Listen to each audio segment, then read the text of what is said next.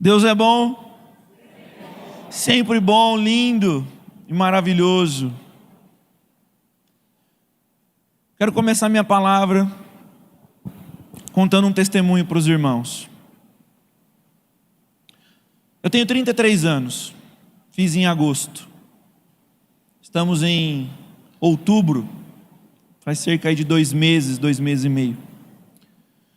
Quando eu tinha 19 ou 20 anos, eu tive uma experiência com Deus, eu quero compartilhar com vocês. A natureza dessa experiência. E a experiência que eu tive também foi mais ou menos assim. Eu não sei se foi sonho, se foi visão, se foi no corpo ou se foi fora do corpo. Mas eu sei de uma coisa. Deus me mostrou um vaso de barro, como esses que estão aqui. Obrigado.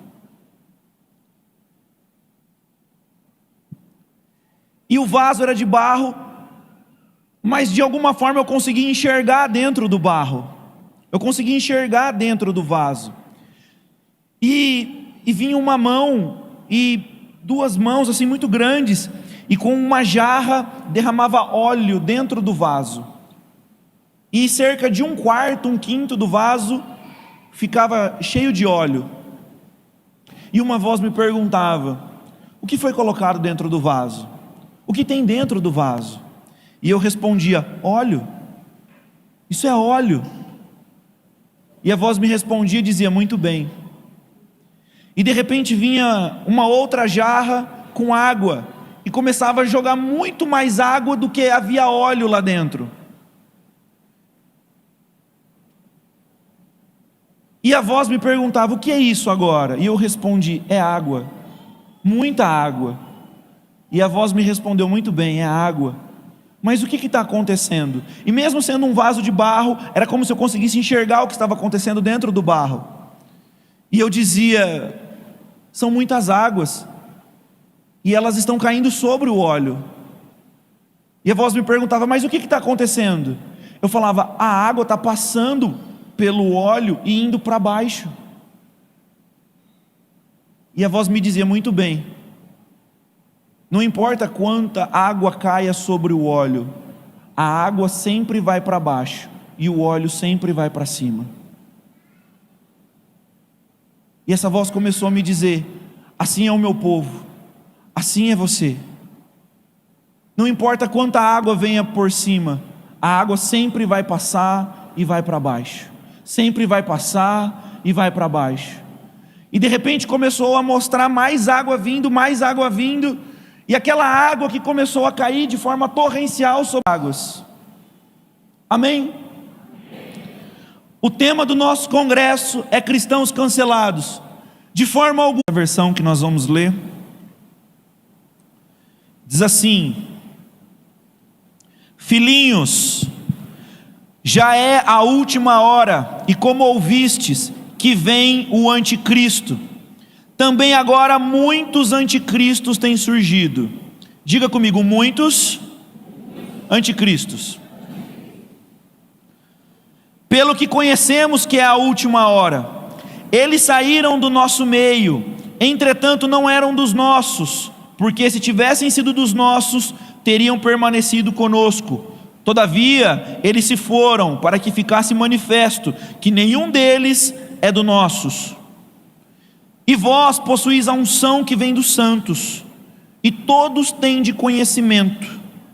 Não vos escrevi porque não saibais a verdade, antes porque vocês sabem, porque a mentira alguma jamais procede da verdade. Quem é mentiroso, senão aquele que nega que Jesus é o Cristo? Este é o anticristo, o que nega o Pai e o Filho. Todo aquele que nega o Filho, esse não tem o Pai. Aquele que confessa o Filho tem igualmente o Pai. Amém? O apóstolo João, ele já estava conversando com os irmãos e relatando um problema. E ele estava dizendo o que para os irmãos? Dizendo: olha, o anticristo saiu do nosso meio.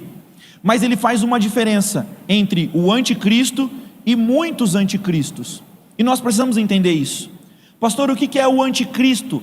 No singular, o anticristo. O apóstolo João vai dizer em Apocalipse que que é aquela personificação do mal, é aquela pessoa que será possuída por um espírito maligno, fala que é uma pessoa, e se levantará no poder de Satanás para fazer muitas coisas contra os santos de Deus. Mas a Bíblia também fala que existem muitos anticristos, grupos, pequenos, movimentos. E o que é, pastor, o anticristo? Como o próprio texto diz, é todo aquele que nega a Cristo. E o que é negar a Cristo? Não é apenas dizer assim, não, eu não reconheço Cristo. Negar a Cristo, seja o anticristo ou os muitos anticristos, fala de todo aquele que quer perverter o ensino de Jesus, acrescentar algo ao ensino de Jesus, retirar algo ao ensino de Jesus, ou dizer que Jesus Cristo está errado. E é por isso que existem muitos tipos de anticristos. Alguns vão trabalhar em uma vertente, outros em outras. O importante é causar uma confusão, uma bagunça, muitas vozes. Quem está entendendo até aqui? Amém? A finalidade desse anticristo é negar Cristo como sendo o Messias, porque não fala assim negar Jesus apenas, é negar que Jesus é o Cristo, ou seja, que Ele é o Messias, que Ele é o enviado, que Ele é o Salvador. Abra sua Bíblia comigo em 2 João.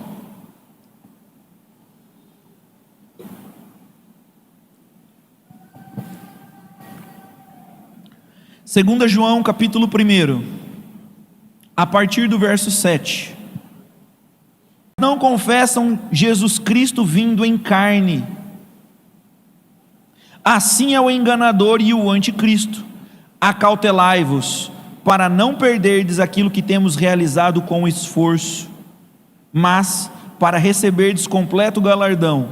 Todo aquele que ultrapassa a doutrina de Cristo e nela não permanece, não tem Deus. E o que permanece na doutrina, esse tem tanto o Pai como o Filho. Se alguém vem ter convosco e não traz essa doutrina, não recebais em casa, nem lhe deis boas-vindas, porquanto aquele que dá boas-vindas se faz cúmplices das suas obras. Forte, não? Vamos por partes. O apóstolo João, ele dá a primeira orientação, ele fala, acautelai-vos.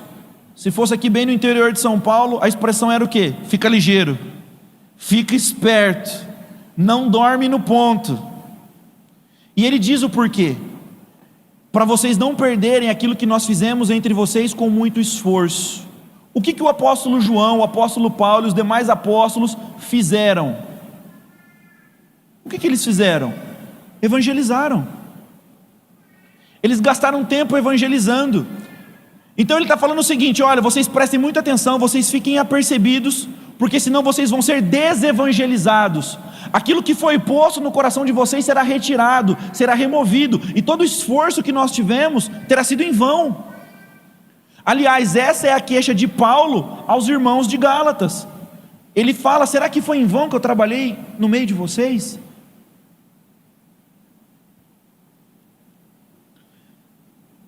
Terceiro ponto que ele fala nesse trecho: não ultrapasse a doutrina de Cristo. O que é ultrapassar a doutrina de Cristo? É perverter, mudar, retirar, acrescentar os ensinamentos de Jesus. Quem está entendendo até aqui? E o último, não acolha essas pessoas.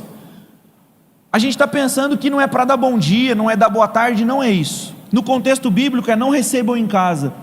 Vai ler o texto bíblico para você perceber o que era receber as pessoas em casa antigamente. Quando passava um viajante, a pessoa recebia na casa e ficava lá durante 10 dias. Eles tinham comunhão, eles compartilhavam experiências, e quando a pessoa fosse partir, as pessoas davam provisão para ela continuar a viagem, dava óleo, dava trigo, dava pão, dava queijo, e dava dinheiro para que ela conseguisse continuar a viagem. O que ele está falando é o quê? Não patrocinem essas ideias, não se façam amigos íntimos dessas pessoas, não dê tapinha nas costas dizendo para elas, está tudo bem o que você está ensinando, nós apenas temos posições antagônicas, eu creio em Jesus e você é o anticristo, mas nós podemos conviver amistosamente. O texto está falando que não há comunhão, não há comunhão, nós não podemos receber. Quando nós falamos de anticristo, nós estamos pensando em pessoas vestidas de preto, com pentagrama, crucifixo de ponta cabeça, cabelo roxo, e não é isso. O anticristo é aquele que perverte a doutrina de Cristo, é aquele que persegue a Cristo. Quem está entendendo o que eu estou falando aqui? Irmãos, agora vamos para a parte prática. A Bíblia diz que viria um homem para endireitar o caminho, preparando a vinda do nosso Senhor Jesus. Quem é esse homem? O pessoal ficou em dúvida. João Batista. João Batista, ele veio preparando o caminho de Jesus, sim ou não? Ele veio preparando o caminho para que Jesus viesse. E Jesus, ele veio. E para que Jesus veio? Lá em Atos e nos Evangelhos vai dizer que Jesus, ele veio para desfazer as obras do diabo. Aleluia. E o anticristo está usando a mesma estratégia. Os muitos movimentos de anticristo, eles têm se manifestado para preparar a vinda para o anticristo. Eles estão preparando o terreno para quando o anticristo se manifestar, as pessoas já estejam com a mente e com o coração com uma predisposição para aceitar o anticristo. O anticristo é todo aquele que veio para desfazer a obra de Jesus. Da mesma forma que Jesus se levantou para desfazer as obras do diabo, o anticristo vai se levantar para tentar desfazer a obra de Cristo. É por isso que é anticristo. Ele quer cancelar a obra de Cristo, ele quer anular a obra de Cristo. Estão entendendo? Quem é a obra de Cristo? Dá uma olhada para quem está do seu lado.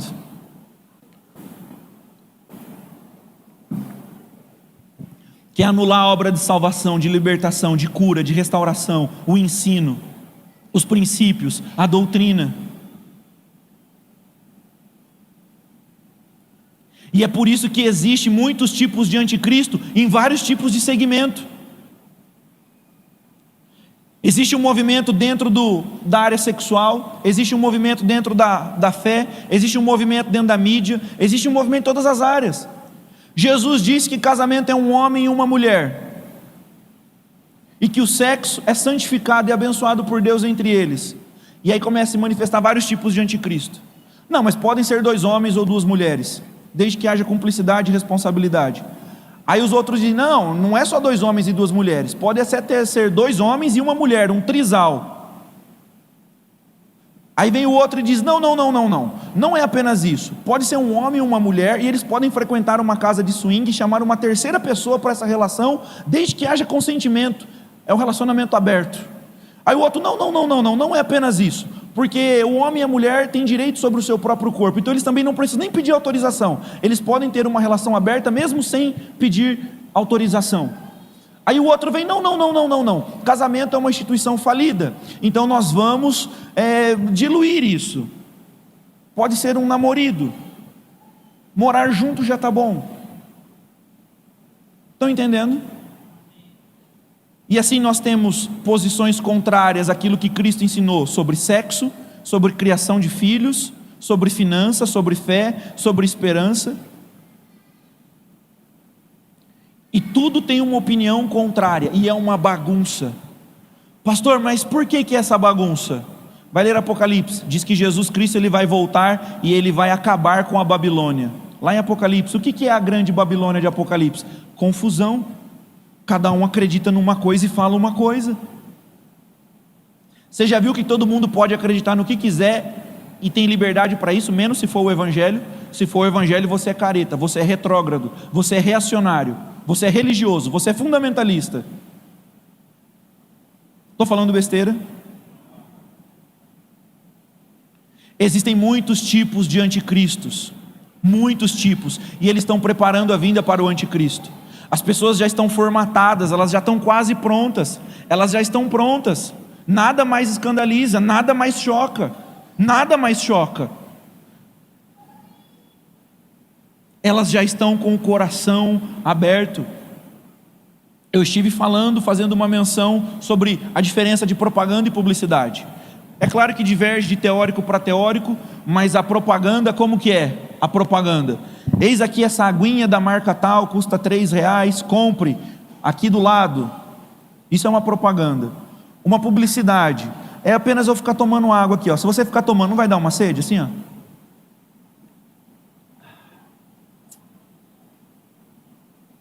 Deu sede em você? Contar uma coisa, não estava programado, só para quebrar o gelo. Tinha um homem que começou a vender refrigerante no Farol. Sabe aquele refrigerante da latinha vermelha? E ele vendia uma quantidade lá daquelas latinhas, mas ele começou a perceber que às vezes ele ia vender, as pessoas nem abriam o vidro. Sabe o que ele fez? Ele colocou uma roupa um pouquinho mais bonita. Quando o farol fechava, ele pegava uma latinha, ele fingia que abria, ia lá na faixa de pedestre e fazia assim, ó. Fingia que tomava aquela latinha, todo mundo dentro do carro suando, e ele saía. Ele ofereceu, ele fez propaganda, ele falou quanto custou, ele só fez, e ele ficava no ponto, todo mundo abria o vidro, moço, me vê um refrigerante, e ele começou a vender muito refrigerante. Uma estratégia, diferença de propaganda e de publicidade.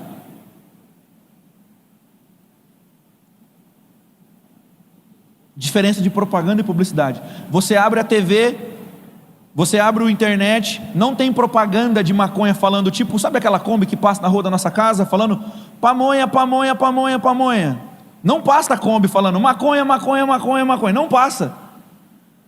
Não passa. Mas você liga lá no canal, tem um menino lá de um podcast fazendo entrevista, e ele está com um cigarro eletrônico, um Viper, e ora fumando maconha, e soltando fumaça para cima que nem uma chaminé, e milhões de jovens e adolescentes vendo aquilo, e com a boca seca. O que será que ele está sentindo? Ele parece tão alegre, ele parece tão feliz, ele parece tão descolado, ele tem tanto dinheiro, ele tem tantas curtidas, ele tem tantos likes, quantas portas se abrem. Olha como ele é engraçado, como ele é divertido. Olha, ele falou um negócio aí que até eu concordo, acho que tem coerência. Então, olha, até que ele não é tão mal não, ele é inteligente esse rapaz. Aí você muda, não quero mais assistir podcast. Aí você vai assistir um show de humor, um stand-up. Aí a pessoa está lá declarando o texto que ela escreveu, e aí ela vai dizer que aquele texto veio quando ela estava na varanda do prédio dela fumando maconha.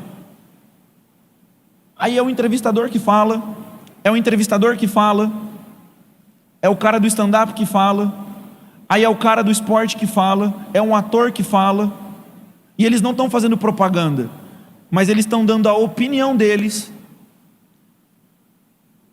travestida de publicidade, e influenciando um monte de gente. E isso serve para tudo, gente. Serve para aborto, serve para as drogas, para sexo, para fé. E as pessoas, elas estão cada vez mais com seus fundamentos diluídos. E nós estamos nos distanciando daquilo que Jesus deixou. Quem está entendendo o que eu estou falando? Nós precisamos entender, no mundo existem muitos anticristos.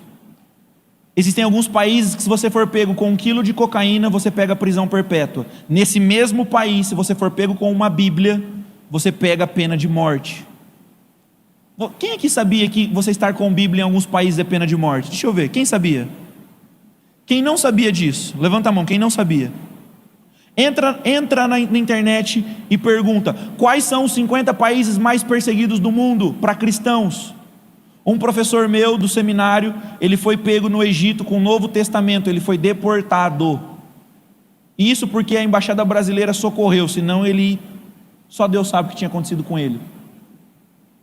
Irã, Marrocos, Eritreia, Costa do Marfim, Coreia do Norte. Coreia do Norte, você não pode entrar nem com um aplicativo de Bíblia no celular. Muitos movimentos de anticristo, eles estão politizando. Eles estão usando a constituição do país deles para impor um movimento do anticristo. E isso está acontecendo no Brasil. O Estado é laico. Você quer pregar? Pregue na sua igreja. Eu vou dar um exemplo simples para você. Olha, eu não gosto de crente na porta da minha casa não. Eu sei onde tem igreja. Se eu quiser eu vou lá. Eu respeito a fé de todo mundo. Mas espera aí. Nós precisamos estar atentos, irmãos. A música, a novela, o filme, está impregnado, toda hora uma pitadinha. Não precisa levantar a mão. Você leu a Bíblia essa semana na sua casa? Você se familiarizou com a doutrina da palavra?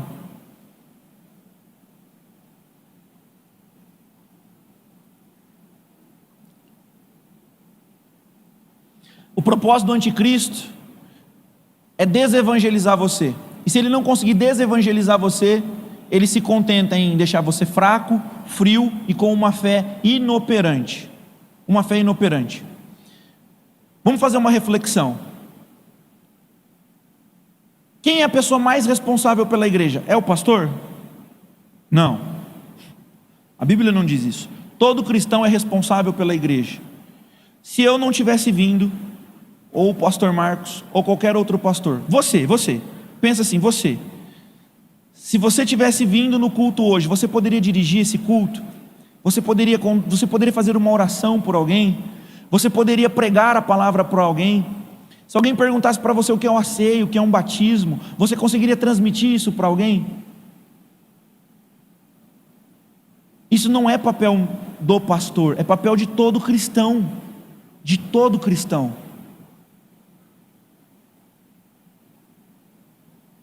Alguns lugares, na África, na China, na Ásia, a igreja se reúne 40, 50, 60 pessoas e não tem pastor. Junta lá, hoje quem vai pregar? Eu vou pregar que Deus me deu uma palavra. Quem vai orar? Eu vou orar porque hoje eu estou sentindo de orar. E todo mundo participa. E você vai perceber que isso é um padrão bíblico, está lá em Corinto. Quando vós vos reunirdes, um de vocês tem palavra, não diz quem. Um de vocês tem palavra, outros 2 ou 3 profetizem, outros 2 ou 3 cante louvores. Todo mundo se envolvia. Como que a gente faz hoje? A gente vem no culto, senta, fica olhando, acaba o culto, nós dá uma nota. Hoje foi nota 7, o pastor não estava muito inspirado. O louvor desafinou. Por que não deixaram já aquele microfone ligado? Fica fazendo aquele barulho toda hora que o cabo tira.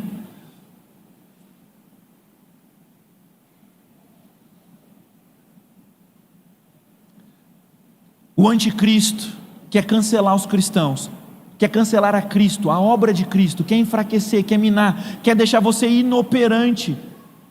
Inoperante. Pastor, por que você está falando isso?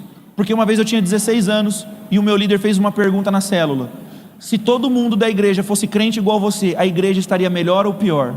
E eu falei, ai misericórdia. Eu, adolescente, imagina, cheio de hormônio, vendo coisa que não devia na internet, brigando, endemoniando, arrumando confusão, deixando minha mãe de cabelo branco, meu pai de cabelo branco, meus líderes de cabelo branco, minhas professoras de cabelo branco.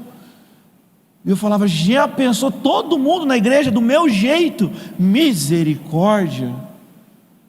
Eu falo, não dá. Até hoje eu acho que não é muita vantagem. Eu estava falando com os irmãos da cantina ontem. Eu falei assim, eu tenho plena consciência que eu mais atrapalho do que eu ajudo, mas hoje eu atrapalho menos. Antes eu atrapalhava mais.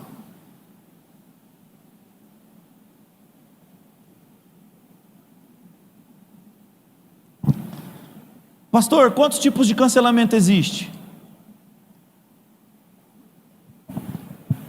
Quantos tipos de anticristo existem? Não sei. De um irmão em Bauru, e o irmão Geraldo estava com a gente no carro, e a gente começou a falar de pescaria. Lembra disso, pastor Marcos? Começamos a falar de pescaria, e eu falei, irmão Geraldo, você gosta de pescar? Ele falou, eu gosto. Aí eu falei, o senhor pesca aqui no rio tal? Eu falei o nome, não lembro agora. Ele falou, eu não gosto de pescar no rio tal. Eu falei, por quê? O gosto do peixe mudou. Eu sempre pesquei nesse rio, mas o gosto do peixe mudou, porque o rio está poluído. Eu pesco no outro rio, porque o outro rio lá não está poluído, então o peixe tem um gosto bom. Essa é a finalidade do anticristo. É deixar o ambiente poluído e contaminado, para que a nossa essência mude, para que a nossa essência tenha um gosto diferente, da qual ela foi criada para ser e ter. Jesus disse que nós somos sal da terra, luz do mundo, e parece que a nossa luz já não está tão brilhante, parece que ela está meia, e parece que a gente já não está mais tão salgado. Eu li uma frase esses dias e eu achei perfeita: atribuem ela a Charles Spurgeon, não sei se é dele. Diz o seguinte: Jesus nos chamou para ser o sal da terra, não o docinho do mundo. Alguns cristãos estão mais preocupados em ser um docinho, para não arranjar nenhum tipo de desconforto. Eu não estou falando para você arrumar treta, confusão, barraco, por nada. Mas se é para chocar, que seja pelo Evangelho. Dizer: arrependei-vos, porque é chegado o reino dos céus. Quem está entendendo? Quem aqui foi confrontado quando disseram para você: arrependam-se? Quem aqui foi confrontado? Eu fui confrontado. Glória a Deus porque eu fui confrontado. Glória a Deus porque disseram para mim que não estava tudo bem eu ser do jeito que eu era. Glória a Deus. Abra sua Bíblia comigo em Mateus. Mateus capítulo 10, versículo 28.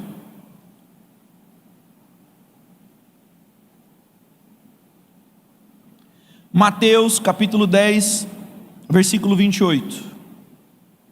Diz assim: não temais os que matam o corpo e não podem matar a alma, temam antes aquele que pode fazer perecer no inferno tanto a alma como o corpo. Vamos fazer uma adaptação para os nossos dias? Não temam aquele que pode cancelar o seu corpo, não temam aquele que pode cancelar a sua rede social, não temam aquele que pode cancelar o teu serviço, não temam aquele que pode cancelar a tua voz. Não temam esses, porque apesar de existirem dois cancelamentos, o cancelamento que está no ambiente e o cancelamento interno, o cancelamento interno é o mais perigoso, porque se alguém te cancela, você fez a vontade de Deus, sim ou não? Se você é cancelado na carne, você cumpriu a vontade de Deus. E aliás, você sabia que os lugares onde a igreja acaba tendo o maior índice de crescimento, onde ela é mais perseguida? Por quê, pastor? Eu não sei, é um mistério que os teólogos falam há anos. Os imperadores, os chefes de estados relatam isso. Cristãos são uma praga, quanto mais nós matamos, mais deles aparecem. E surgiu aquela frase célebre: o sangue de Cristo comprou a salvação, mas a propagação do Evangelho foi comprado por sangue de homens e mulheres que o serviam. Toda vez que o sangue de discípulos é derramado pelo chão, brota uma centena de discípulos. Não temam aqueles que podem matar o corpo e não podem fazer mais nada, porque é só até aí onde eles podem ir, é só até aí onde eles podem ir. E existe um espírito em nós que nos leva muito mais adiante do que isso. Abra sua Bíblia comigo em João capítulo 12, versículo 24. João capítulo 12, versículo 24 diz o seguinte: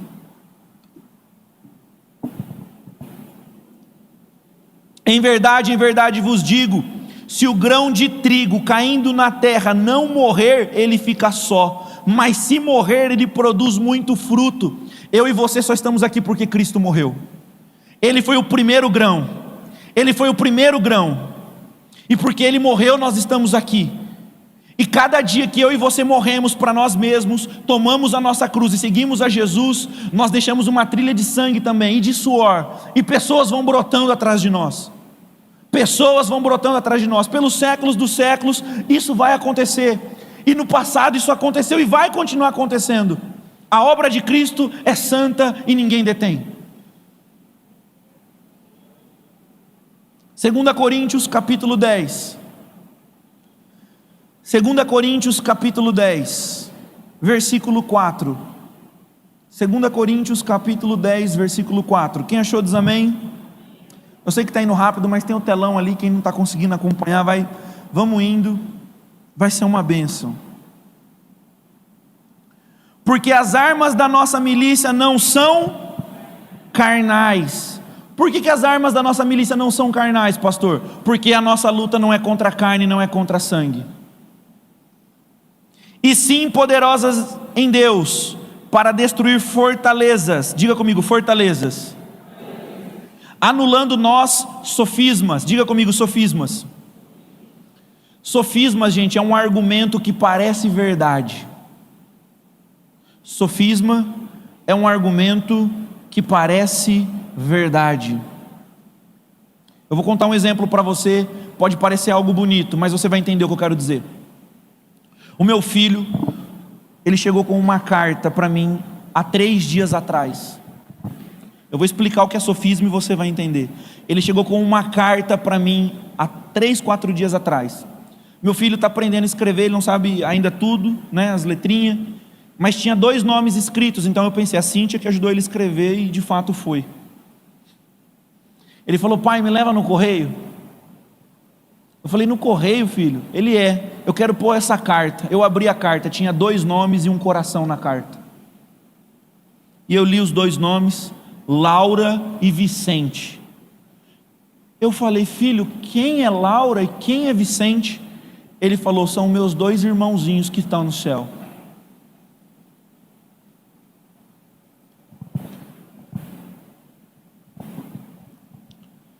Eu falei: filho,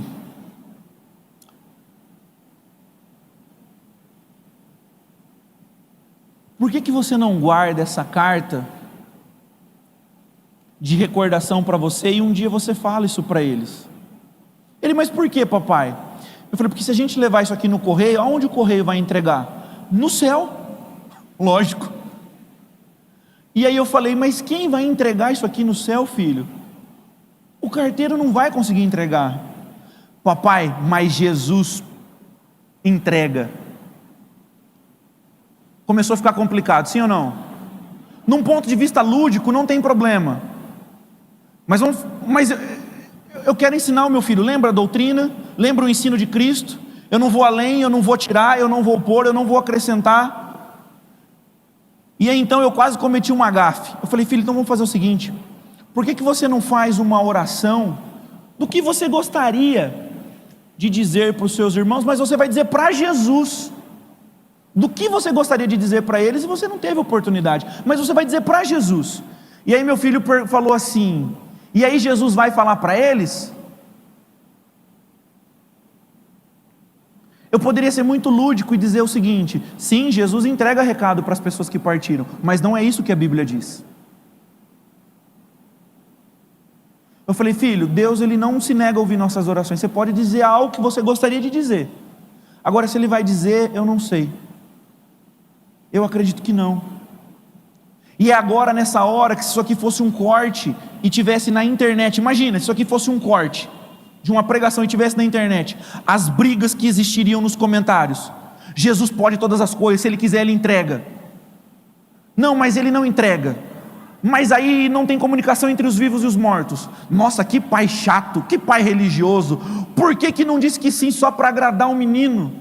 E aí começa aquela briga e aquela confusão e a Babilônia está restaurada. Isso é um sofisma. É coisas que têm aparência de verdade, é aquilo que nós não levamos a sério. Todos os dias eu e você somos bombardeados aqui na nossa mente com sofismas, com mentiras. E aquilo vai minando a nossa fé, enfraquecendo a nossa fé. Às vezes você está num casamento, está difícil, aí vem aquela voz, vem uma seta: poxa, mas você merece ser feliz. Merece ou não merece, gente? Sim ou não? Todo mundo merece ser feliz, mas aquela vozinha ela coloca um paradoxo: mas você só vai conseguir essa felicidade se você não estiver com essa pessoa. É meia verdade. É como se Deus não fosse Deus suficiente para te fazer feliz enquanto você está com essa pessoa. O Deus que criou os céus e a terra, que sustenta o sol no espaço, não tem poder de te sustentar. Ele é o Deus do impossível que abre o mar, mas Ele não pode te fazer feliz enquanto você está do jeito que está com essa pessoa. Eu estou falando casamento. Eu não estou falando de você que está namorando, está num relacionamento abusivo, que está na fase de conhecer. Estou falando marido, família constituída, filhos. E vai vindo sofismas. Você acha que seu patrão não está te pagando bem, você trabalha no caixa, caiu uma grana ali, não vai cair, mas ele paga tão mal, é mão de vaca, pediu um aumento, falou que não tinha dinheiro, trocou de carro. Se eu tirar R$300 aqui, ele não vai dar nem falta. Ele faz sangria do caixa, Sangria é tirar dinheiro, para quem não está familiarizado. Ele faz sangria de 10 mil aqui 2 vezes por dia, deixa eu tirar 300, ele não vai nem ver. Sofisma. E a gente é bombardeado com sofismas, meios jeitos, meias verdades.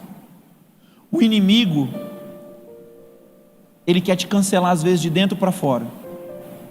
Ele quer fazer você se cancelar. Ele quer fazer você se sabotar.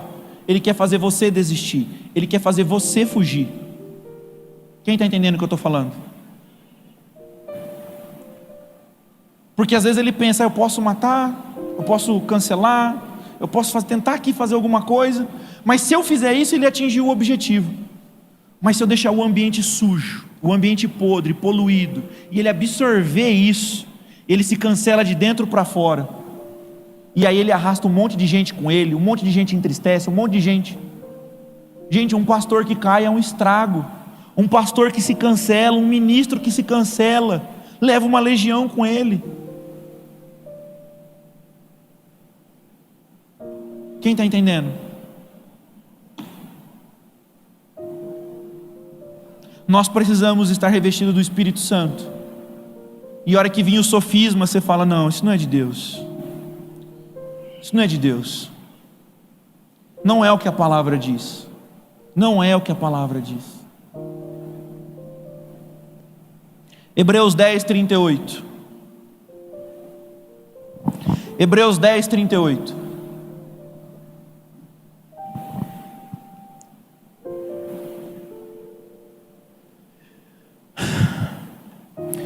Todavia o meu justo viverá pela fé. Amanhã, reforma protestante, um dos versos que rompeu a reforma. O justo viverá pela fé.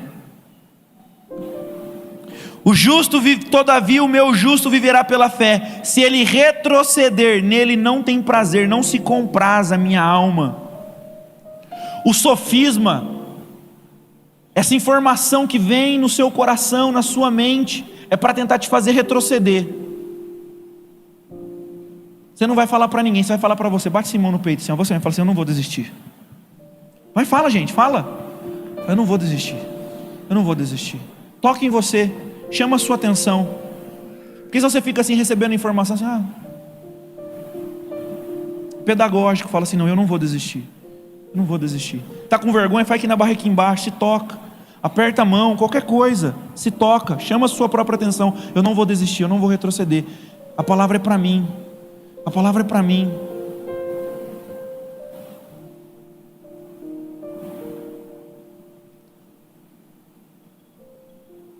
Jesus, ele quer fazer, o inimigo quer fazer você se cancelar antes de você cumprir o objetivo. Sempre foi a estratégia dele. Sempre foi a estratégia dele. Sempre pervertendo, sempre mudando, sempre distorcendo. Não foi isso que ele fez com Eva? Chegou lá conversando mole com Eva. Deus disse para vocês não comerem nenhuma fruta. Meias verdades. Aí Eva, não, só foi um tipo de fruta, era de uma árvore. Porque aquela não pode. Não, ele estava de brincadeira. É porque na verdade ele sabe. E veio distorcendo. Eu não vou entrar no mérito se é alegórico, se é simbólico, se é literal, qual parte que está falando direto. Não. É algo que vem para ferir.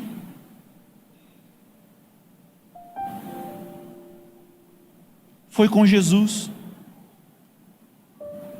Satanás tentou cancelar Jesus fisicamente, emocionalmente, de tudo quanto é jeito. O rei nasceu, vamos tentar cancelar. Jesus, vamos tentar cancelar, vamos tentar matar. Aí ele tenta daqui, tenta dali, tenta daqui, tenta dali, tenta daqui, ele não consegue. O que ele faz? Eu não estou conseguindo cancelar Jesus do lado de fora. Eu vou tentar implodir Jesus pelo lado de dentro. Eu vou tentar fazer ele se cancelar. Abra sua Bíblia comigo em Mateus. Mateus capítulo 4. Mateus capítulo 4, versículo 3. Satanás, gente, ele é abusado. Ele é para frente. Ele foi tentar cancelar Jesus, ele foi tentar fazer Jesus cair, desistir. Que dirá eu e você? Mateus capítulo 4, versículo 3 diz assim: então o tentador, aproximando, lhe disse: se és filho de Deus. Primeira coisa que ele ataca, a nossa identidade. Se és filho de Deus, se és filho de Deus, manda que essas pedras se transformem em pães. Ele está citando a Bíblia aqui, gente? Sim ou não? Ele está citando a Bíblia de forma indireta e a gente não percebe. Satanás, ele é ardiloso. Toda alimentação que nós temos no planeta Terra, seja ela vegana ou de proteína animal, quem criou, a Bíblia diz que foi Jesus. A Bíblia diz que quando Deus ele cria o mundo, tudo que foi criado, diz que foi criado ao som da voz. E quem é a voz de Deus? O texto bíblico diz: Jesus. A Bíblia fala assim: tudo que foi criado por intermédio dele. Dele quem? Jesus. E a Bíblia diz que Deus olhou para a terra, para a planta, para a terra, para as pedras e disse: haja ervas, haja plantas e haja animais. Ele estava dizendo o seguinte para Jesus: você está com fome, né? Está 40 dias em jejum. Você já fez isso antes? Lembra quando você, ao som da sua voz, transformou pedra em comida, em frutos, em legumes, em carne? Você já fez isso antes e estava tudo bem. Você já fez isso em outro momento e não estava errado. Mais uma vez você pode fazer isso de novo. Você pode interromper esse processo com uma palavra. Ele estava o quê? Reconhecendo que Jesus tinha poder. Meias verdades. Muito até cínico. Muito até... qual é a palavra? Como? Debochado. Ardiloso. Eu não sei se Satanás viu de longe quando Deus e Jesus estavam criando. Não sei, a Bíblia não dá essa informação. Mas vamos pensar que tivesse. E ele dizendo: eu lembro, eu estava vendo de longe, eu vi quando você criou ao som da sua voz. Faz de novo. Está tudo bem. Você está com fome. E Jesus, porém, respondendo: está escrito, não só de pão viverá o homem, mas de toda palavra que procede da boca de Deus. Jesus estava dizendo o seguinte: ei, naquele momento eu fiz porque essa era a vontade do Pai para mim. Nesse momento não é essa a vontade do Pai para mim. E eu estou disposto a viver a vontade do Pai para mim, ainda que nesse momento a vontade do Pai para mim seja desconfortável, porque a vontade de Deus às vezes ela é desconfortável, mas ela é boa, ela é perfeita e ela é agradável. Ela é agradável. Eu lembro uma vez que eu pequei e eu fiz algo muito ruim, e eu fui na frente do espelho e eu falei assim: nunca mais, falei para mim, eu falei: nunca mais esqueça a sensação que você está sentindo, porque essa é a recompensa do pecado.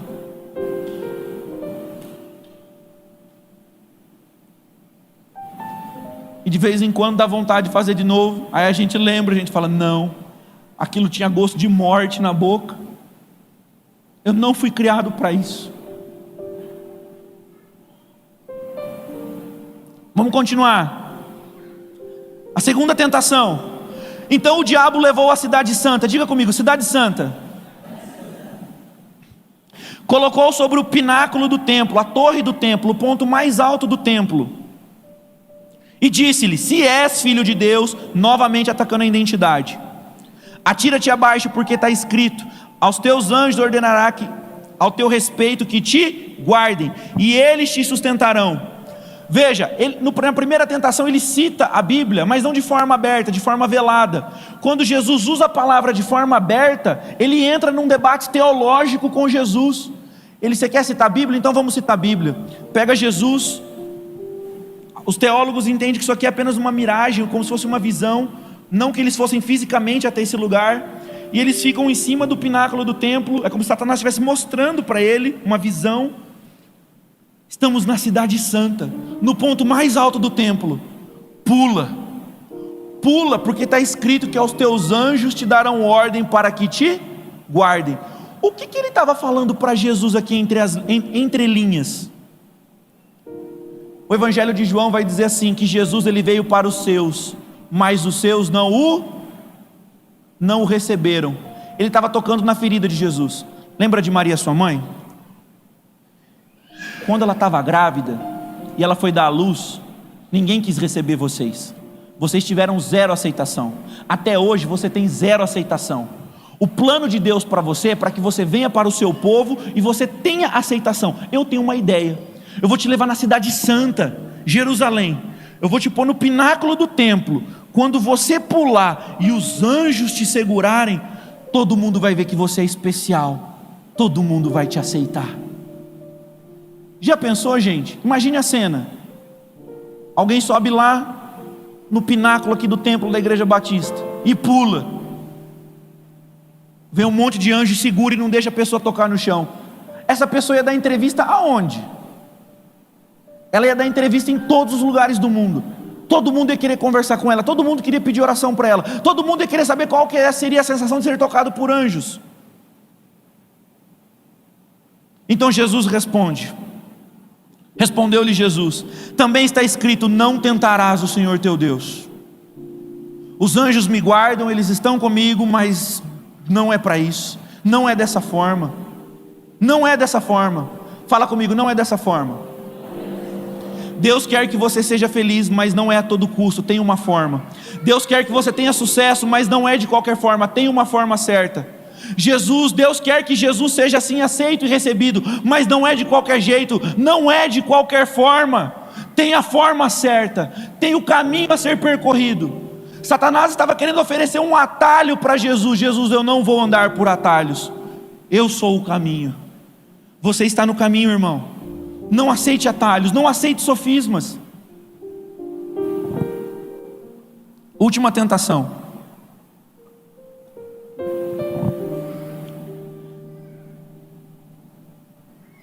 O 8, Mateus 4:8. Levou ainda o diabo a um monte muito alto e mostrou-lhe todos os reinos do mundo e a glória deles, e lhes disse: tudo isso te darei, se prostrado me adorares. Aqui é muito interessante, porque na criação, em Salmos, em tudo, diz que todo o sistema que foi criado para a honra, a glória e o louvor de Deus. E ele está querendo fazer uma troca com Jesus. Todo sistema de adoração é reconhecimento. Então ele está querendo dizer o seguinte: Jesus, você me reconhece, você me adora, e eu devolvo para você o reino. O reino já é seu, foi criado para a sua glória. Se você me adorar, eu devolvo e fica sendo seu, e a glória vai ser sua. Ele estava tentando fazer uma troca com Jesus, uma barganha. Nós não fazemos troca, amém? O povo de Deus não faz troca.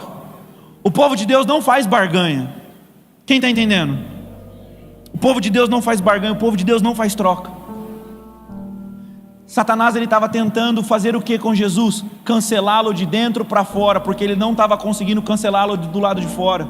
Pastor, mas por que ele queria cancelar Jesus? Gente, Jesus desde quando se manifestou, e todas as profecias ele estava dizendo abertamente: eu vim para morrer, eu vim para morrer, eu vim para morrer. As profecias diziam que era necessário que o Messias morresse, padecesse. Satanás, nós já vimos, ele conhece o texto, ele conhece as escrituras, ele conhece as profecias. O que Satanás estava querendo? Que as profecias não se cumprissem. Ele queria que Jesus não chegasse na cruz. Muita gente acha que na cruz o inferno venceu, não é assim? Não, pastor, porque na cruz o inferno venceu, o inferno fez festa, mas quando Jesus ressuscitou, aí o inferno foi humilhado. Não é isso que a Bíblia diz. É por isso que na cruz, gente, Jesus está pregado e parece que a tentação se intensifica. Todo mundo começa a apertar Jesus. Se é filho de Deus, lembra? Na identidade. Se é filho de Deus, desce daí. Salvou os outros e não consegue salvar a si mesmo. Está clamando o seu pai, cadê o seu pai? Você não é o filho, desce daí, desce daí. Satanás ele começou a perceber que faltava muito pouco. Satanás só falta 3 profecias. Só falta 3 profecias, cumpriu 3 profecias, eu perdi. Aí daqui a pouco cumpre-se mais uma. Aí daqui a pouco cumpre-se mais uma. Aí Satanás, só falta uma, só falta uma, só falta uma. E todo mundo xingando e apertando Jesus, e vendo se sai alguma palavra de reclamação e de murmuração e de xingamento. E o que sai de Jesus? Pai, por favor, perdoa, eles não sabem o que fazem. Olhou para um, falou: olha, se você se arrepender hoje, você vai estar comigo até na morte. Jesus pregando, ganhando gente. Satanás, esse homem não se implode, esse homem não se cancela. Então se cumpre a última profecia, e aí Jesus rende o Espírito e diz: está consumado. Aleluia, está consumado, está consumado. Satanás perdeu. Abra sua Bíblia comigo, Colossenses capítulo 2, versículo 15.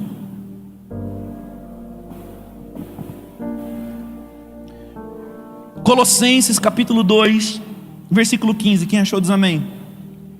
Diz assim: e despojando, diga comigo, despojando. Despojando é tomando, pegando. E despojando, pegando, tomando dos principados, tirando deles, dos principados e das potestades, publicamente os expôs ao desprezo, triunfando deles na cruz. Todo mundo estava olhando a nível humano, achando que Jesus estava sendo cancelado naquela cruz, mas na verdade foi na cruz que Jesus venceu. Foi na cruz que Jesus expôs eles ao desprezo. Foi na cruz que Jesus tirou deles todo o prestígio e os humilhou. Foi na cruz. A ressurreição é apenas a cereja do bolo. É como se Jesus estivesse falando assim: ó, eu venci na cruz, morri, e agora eu vou ressuscitar para festejar junto com vocês. Jesus, ele fez a vitória na cruz. Amém? Vamos ler o versículo 14.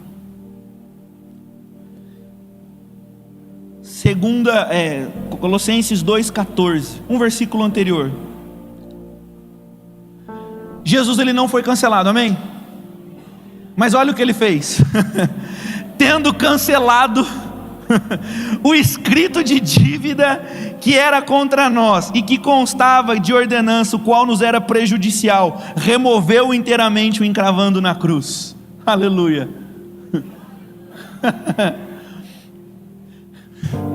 No final, o apóstolo Paulo, ele diz, né, completei a carreira. Completei a carreira. Gente, o que é completar a carreira? Jesus disse assim: olha, quem é meu discípulo, negue-se a si mesmo todo dia, tome a sua cruz e me siga. Pastor, por que eu tenho que pegar a minha cruz e seguir? Porque no final da sua vida você vai erguer essa cruz e você vai se pregar nela.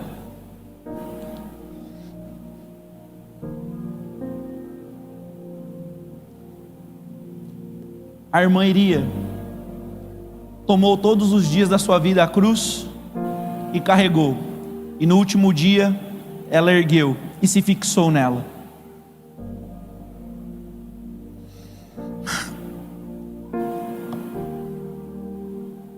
Ela não foi cancelada, ela foi promovida. Ela morreu guardando a confissão de fé.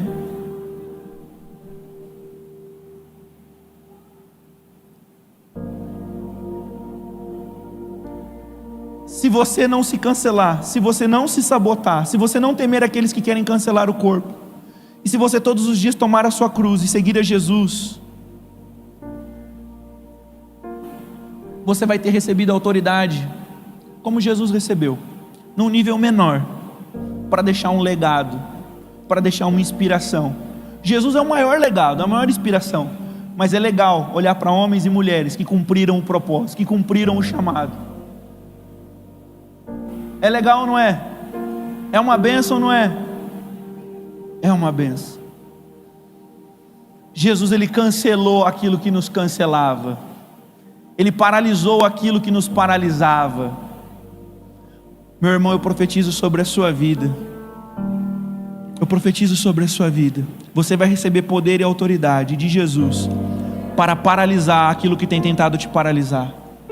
Aquilo que tem tentado paralisar a sua família, você vai receber autoridade para você ser o agente paralisador. Em nome de Jesus. Em nome de Jesus. Em nome de Jesus. Em nome de Jesus. Eu quero encerrar a minha palavra dizendo em nome de Jesus para você: Satanás, ele não tem poder de te cancelar por dentro. Esse poder está nas tuas mãos, nas mãos de Deus, na mão do Espírito Santo.